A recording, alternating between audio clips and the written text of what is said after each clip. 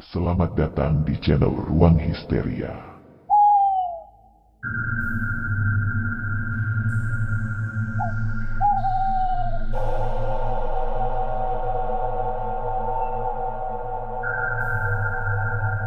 Kisah seorang sinden yang meninggal secara tragis pada tahun 1935.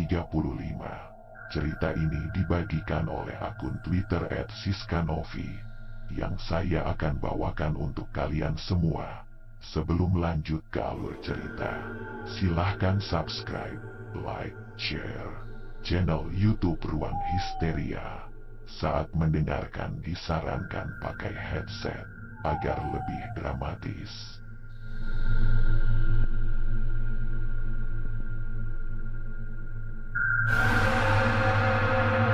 Dia adalah Namia, wanita berusia 32 tahun. Dia adalah salah satu sinden terkenal di suatu wilayah di Malang.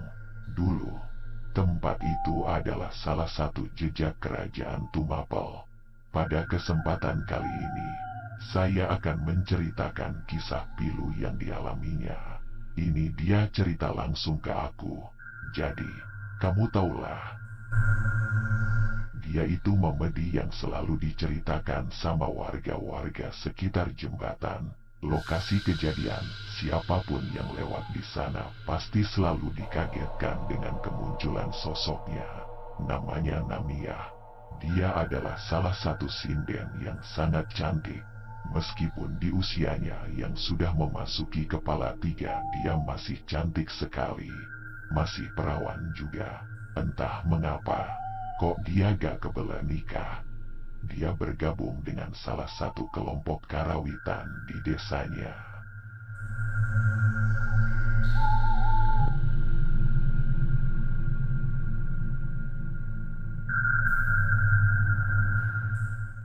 Ucap ibunya, "Seharusnya kamu ini segera cari pasangan. Lihat teman-temanmu itu sudah menikah anak 2 semua. Aku ini ingin sekali cucu." Namia hanya tersenyum dengan merapikan sanggulnya. "Sudahlah Bu, aku ini masih suka melakukan pekerjaanku ini. Suka sekali masuk karawitan. Kalau sudah waktunya, datangnya jodoh akan gampang," ucap Namia kepada ibunya. Ibunya yang saat itu mendengarkan ucapan Namia langsung berdiri dan mendekati Namia. Yang jelas, semoga selalu sehat ya anak. Ibu hanya bisa berdoa seperti ini, ucap ibunya dengan menepuk pundak Namia. Namia berdiri dan memeluk ibunya. Kemudian dia bergegas mengambil peralatan yang akan dibawanya. Kebetulan saat itu, Namia memiliki acara dengan kelompok karawitannya di salah satu desa selatan Malang. Ada sebuah desa yang menggelar hajat kecil dan mengundang kelompok karawitannya ke sana. Di desa itu ada salah satu batu yang dikeramatkan. Namanya Batu Numpuk. Konon katanya, batu tersebut adalah salah satu batu yang tiba-tiba menumpuk dan menghalangi air bah masuk ke desa. Kelompok karawitannya hanya berjumlah beberapa orang saja dan 3 sinden, yang mana salah satunya adalah Namia. Namia berangkat bersama Joko dan Tukim. Rombongan lainnya ada yang berangkat sendiri dan ada juga yang berangkat menggunakan pedati untuk mengangkut peralatan. Mereka sudah berada di lokasi terlebih dahulu dikarenakan perjalanan yang jauh dan membawa barang. Namia, Joko dan Tukim saat itu berangkat menggunakan dokar, kereta kuda, dan butuh waktu yang lumayan lama juga UTK sampai di sana. Maklum, kita grup karawitan kecil jet bondone tipis.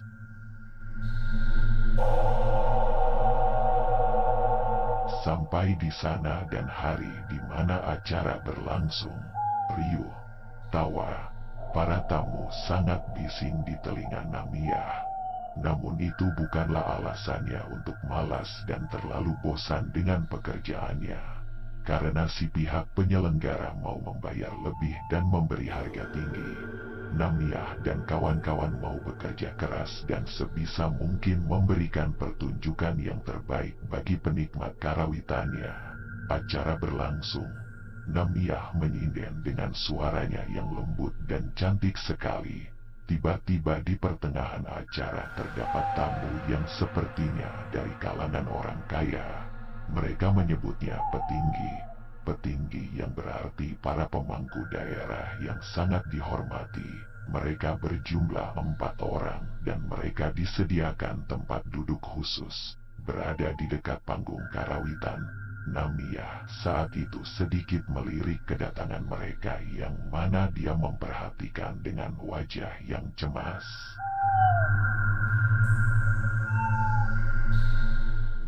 Karena mereka berempat terlihat seperti orang-orang yang suka berfoya-foya dan menakutkan.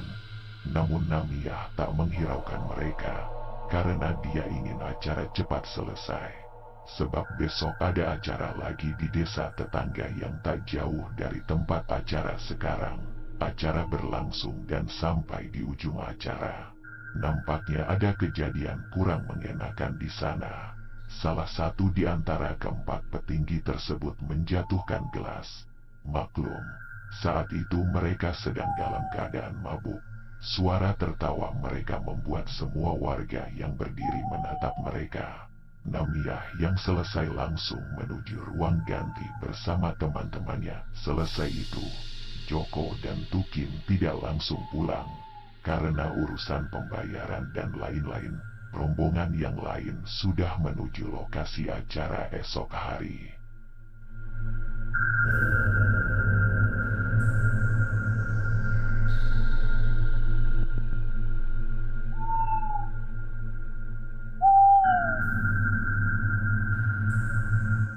Terima kasih. Mohon maaf sebesar-besarnya. Saya dan teman saya mau pamit dulu. Mari, ucap Namiah meninggalkan rumah si pemilik acara.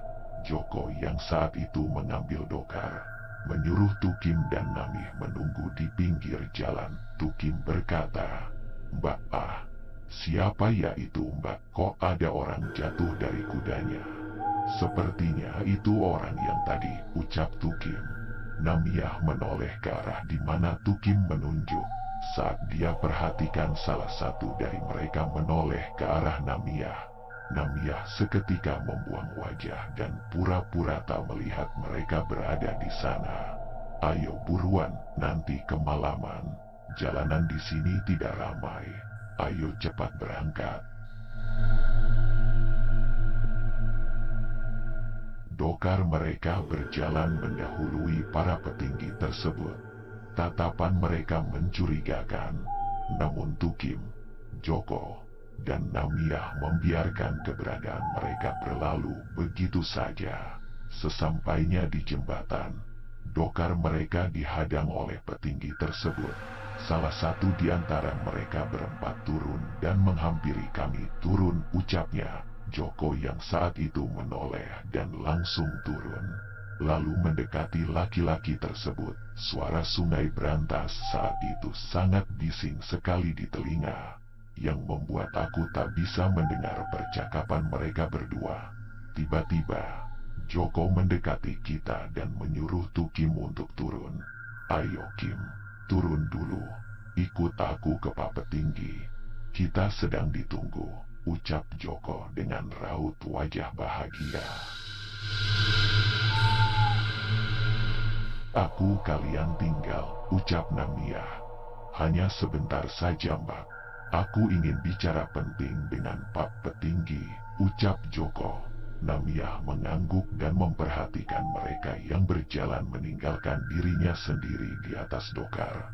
Namiah mulai merasa tidak enak manakala para laki-laki itu mulai memperhatikan Namiah secara serius dan wajah yang seperti haus birahi. Joko dan Tukim berjalan menuju sumber perengan. Jadi di dekat jembatan itu terdapat mata air yang berada di ujung jembatan letaknya. Sekarang jadi kolam renang, berjalan menjauhi dirinya dan hilang di balik pohon.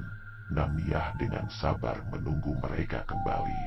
Namun, terdengar suara yang membuat Namiyah takut serta membelalakkan mata.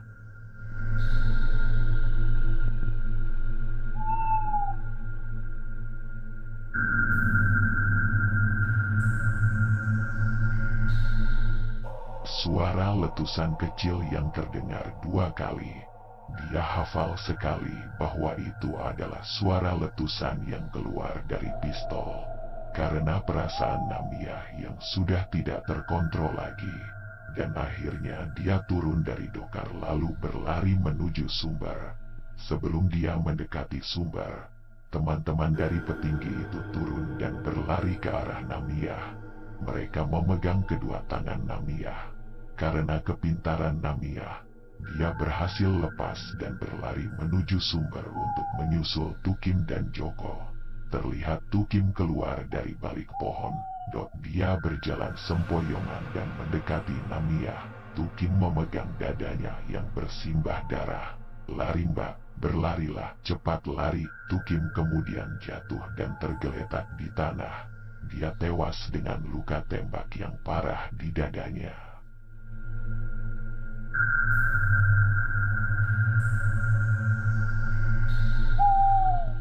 Namiyah tak langsung berlari, namun dia berlari menghampiri Joko, di mana dia melihat Joko disiksa dan kepalanya didorong ke arah air hingga dia tak bernafas. Namiyah menjerit kala Joko dilepas dan dibiarkan mengambang di sumber. Dia tewas. Namiyah kemudian berlari, dan naasnya dia sudah dihadang dari belakang oleh ketiga teman lelaki tersebut.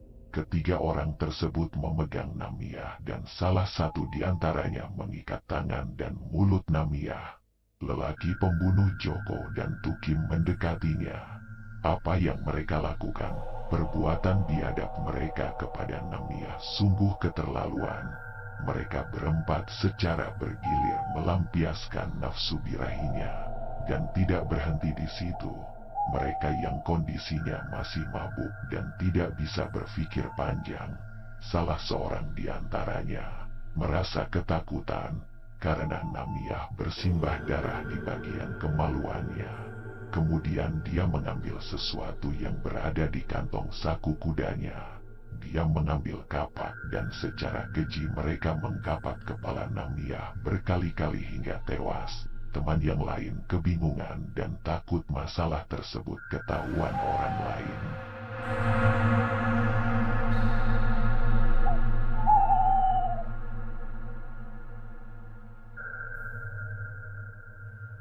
Hingga akhirnya mereka berempat membakar tubuh Joko dan Tukim. Kemudian mereka melemparkan tubuh mereka begitu saja ke dalam sungai. Mereka juga membakar tubuh Namiyah yang saat itu sudah dalam kondisi yang mengenaskan dan melemparkan tubuhnya ke sungai. Terima kasih sudah mendengarkan cerita horor dari Ruang Histeria. Jika kalian punya cerita horor lainnya, bisa komen ya.